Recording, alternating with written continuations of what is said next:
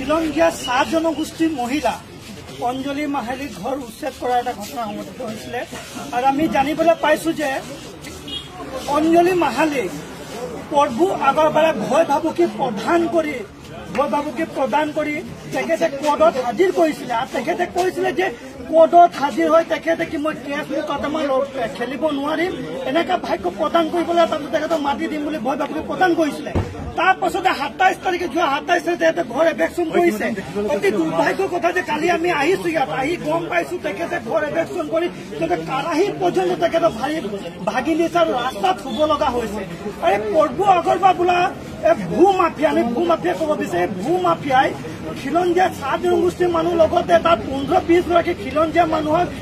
মাটি যিখন বহি আছে তেওঁলোকে ভয় ভাবুকি প্ৰদান কৰিছে মাটিটো খালী কৰিবৰ কাৰণে। আৰু আমি গম পাইছো যে প্ৰভু আগৰৱালা বৰডুবি অঞ্চলত প্ৰায় বৰডুবি চহৰত প্ৰায় ৭০% অধিক মাটি কিন্তু তেখেতে ক্ৰয় কৰিছে আৰু নিক্ষেপভাৱে তেখেতে ক্ৰয় কৰিছে কিন্তু কোনো মাটি কিন্তু তেখেতৰ নামত নাই। তেখেতে এটা ফাৰ্মৰ নামত কৰি খণ্ড কৰি তেওঁ বিক্ৰী কৰি আছে। গতিকে আমি আপোনালোকৰ মাধ্যমে আজি তেখেতে আমি সকীয়াই দিব বিচাৰিছো এই খিলঞ্জীয়া চাহ জনগোষ্ঠীৰ মহিলাক তেখেতে যেনে ধৰণৰ ঘৰ এভেকশ্যন কৰিছে ঠিক তেনেকৈ তেখেতৰ মাটি গতিয়াই দিয়াৰ লগতে তেখেতে কিন্তু ঘৰ বনাই দিব লাগিব অন্যথা কিন্তু অসম চাহ জনগোষ্ঠীৰ ছাত্ৰ সন্থা কিন্তু শান্ত নহয়। আৰু ইয়াৰ লগতে আমি কিন্তু জিলা আয়ুক্তক কিন্তু আহ্বান জনাইছো এই ভূ মাফিয়া বৰডুবি চহৰৰ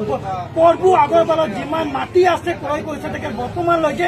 সম্পূৰ্ণ মাটি কিন্তু উচ্চ পৰ্যায়ত তদন্ত হ'ব লাগিব আৰু তেখেতে মাটি ক্ৰয় বিক্ৰী ক্ৰয় কৰাৰ যি আছে তেখেতৰ মাটি প্ৰক্ৰিয়াৰ তদন্ত কৰি স্থগিত ৰাখিবৰ কাৰণে আমি আহ্বান জনাইছো।